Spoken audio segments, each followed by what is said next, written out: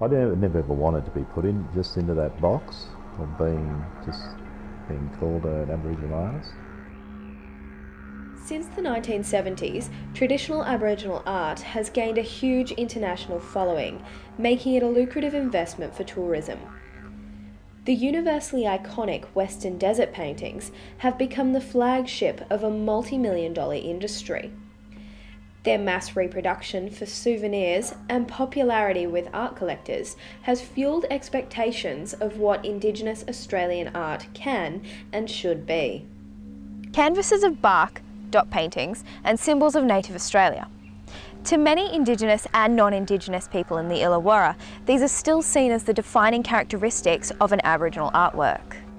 Program Director of the Wollongong City Gallery, John Monteleone, says that one of the primary roles of the institution is to dispel the preconceptions around Aboriginal art. We have Aboriginal artists who are photographers, who are performers, who are video makers, who are painters, who are sculptors.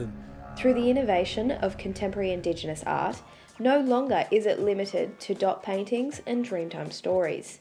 In conjunction with local artistic institutions, urban Aboriginal artists in the Illawarra are using their practice to challenge the status quo and show the diversity of their art. Next week, the gallery opens a new exhibition presenting the Lord Mayor's Aboriginal Art Award, which will contrast a range of traditional and contemporary art from across the Illawarra and South Coast. But we would do it in the context of a broader Indigenous Arts Festival that actually focused on all aspects of Indigenous creativity in Indigenous art. Featuring in the gallery's permanent collection, the work of urban Aboriginal artists Warwick and Garry are prime examples of the innovative practice that's reshaping the way we understand Indigenous art. Bound is a body of work by Garry that is quite often questioned for its cultural integrity. So the Aboriginal artists say, why don't you use native animals? and the reason is because this is my experience, this is my authenticity, this is my reality.